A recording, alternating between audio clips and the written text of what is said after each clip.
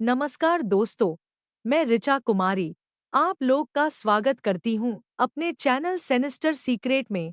आज मैं आप लोगों के लिए एक नई कहानी लेकर आई हूँ जो कि आदिवासी से संबंधित है। आपको कहानी अच्छी लगे तो चैनल को सब्सक्राइब, लाइक और कमेंट कर दीजिए।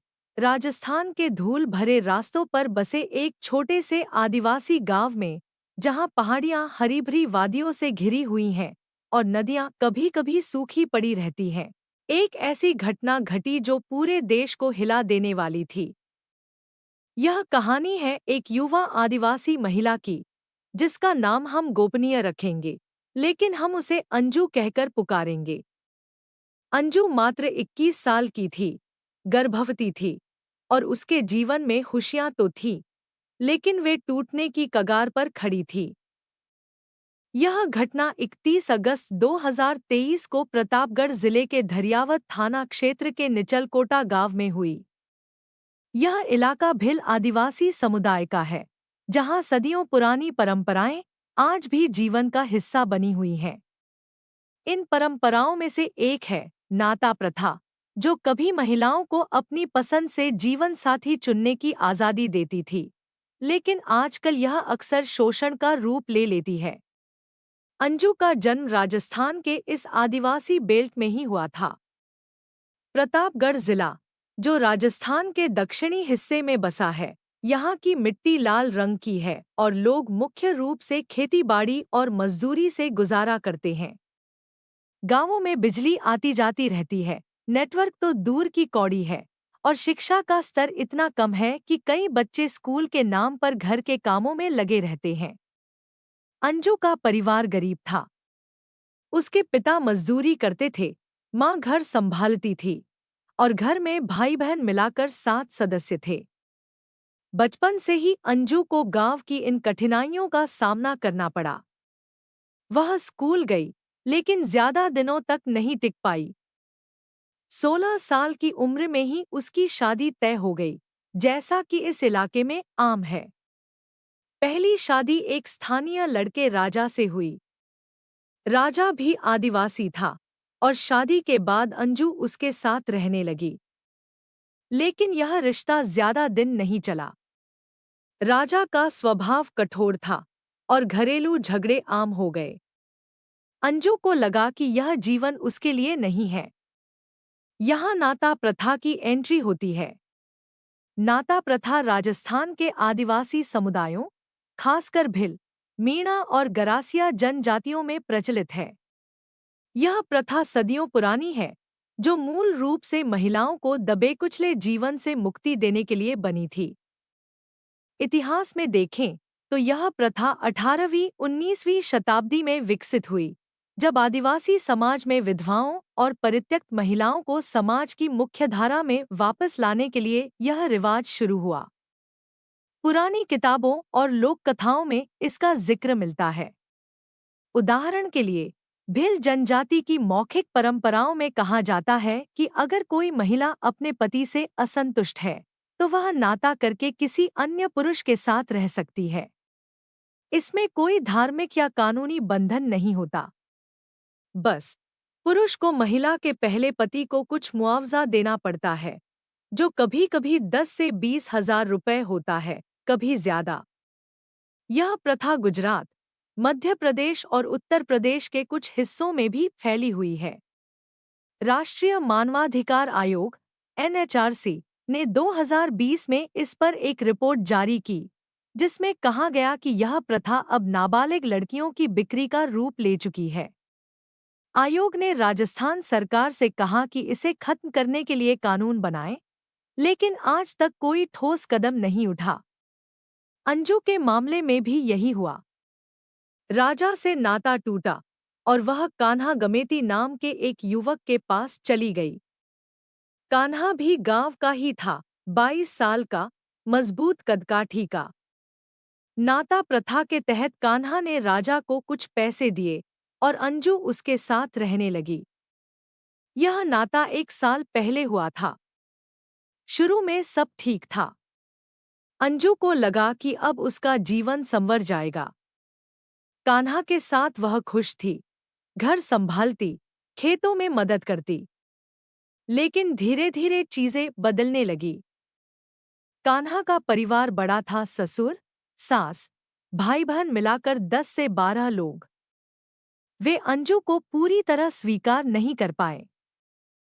शायद इसलिए क्योंकि अंजू का नाता था, न कि 7 फेरे वाली शादी। गांव में अफवाहें चलने लगी कि अंजू का चरित्र ठीक नहीं है। लेकिन अंजू ने इन सबको नजरअंदाज किया। वह गर्भवती हो गई। 4-5 महीने का बच्चा उसके पेट में था। खुशी की बात थी, लेकिन तनाव भी बढ़ रहा था। फिर आया वह दिन, 30 अगस्त 2023। अंजू को गांव के ही एक पड़ोसी युवक शिवा पर क्रश हो गया। शिवा 24 साल का था, दूसरे मोहल्ले में रहता था।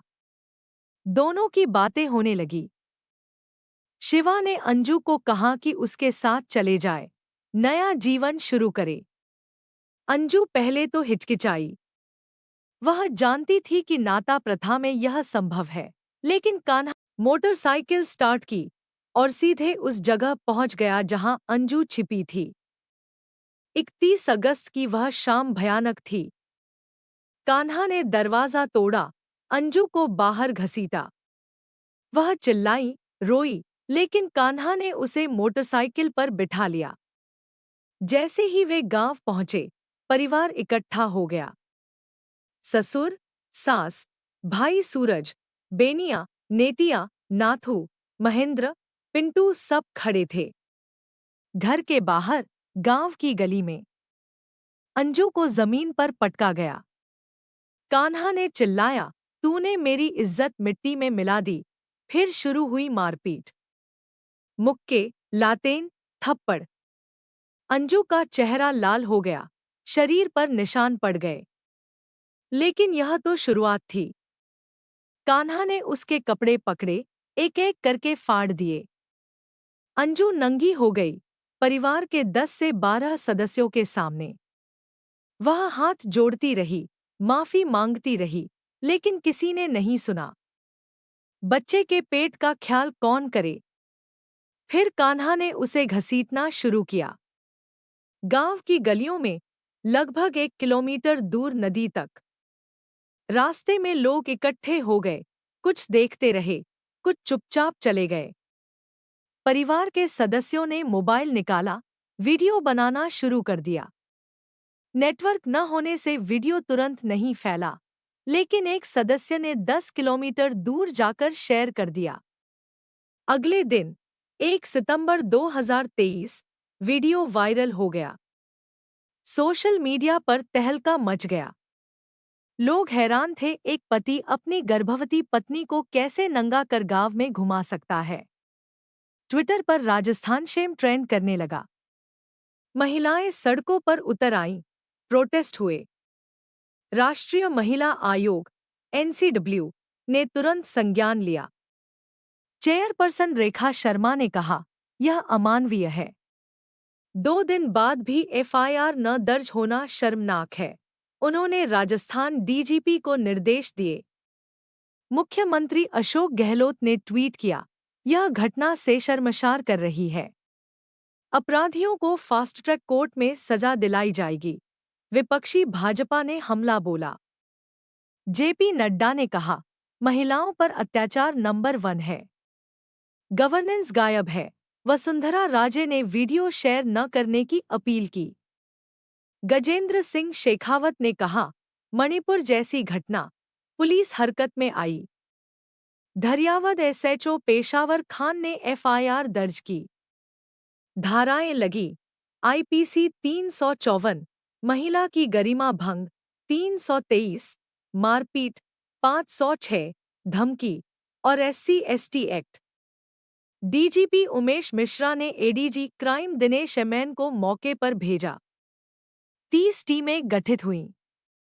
2 सितंबर तक 8 आरोपी गिरफ्तार। कान्हा, सूरज, बेनिया, नेतिया, नाथू, महेंद्र, पिंटू और एक नाबालिग। 3 घायल थे, भागते वक्त गिरे। बाकी 4 हिरासत में। SP अमित कुमार ने गांव में कैंप लगाया।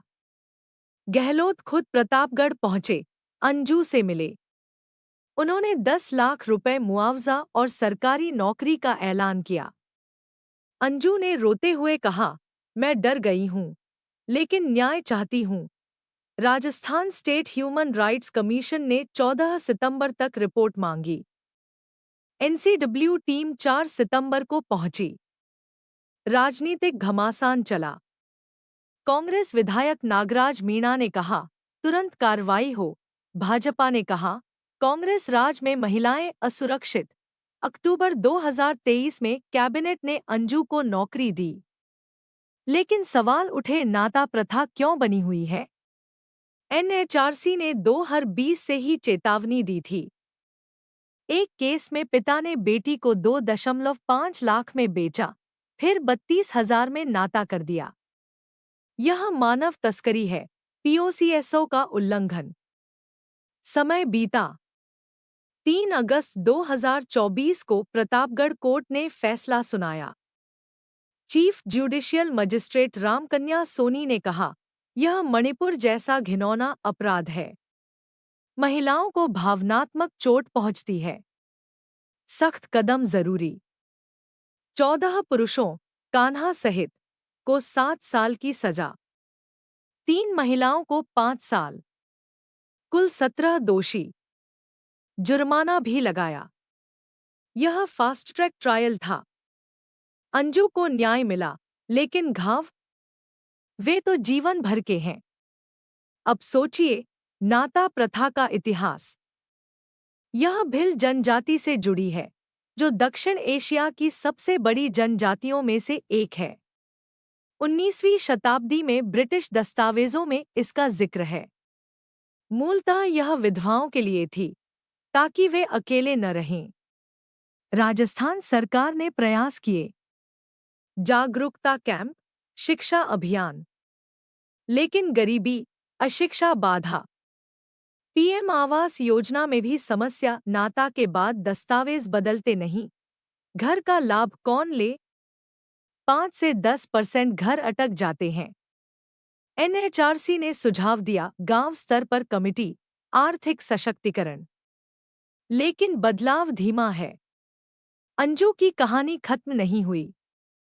सजा के बाद वह नई जिंदगी शुरू कर रही है। नौकरी मिली, बच्चा पैदा हुआ।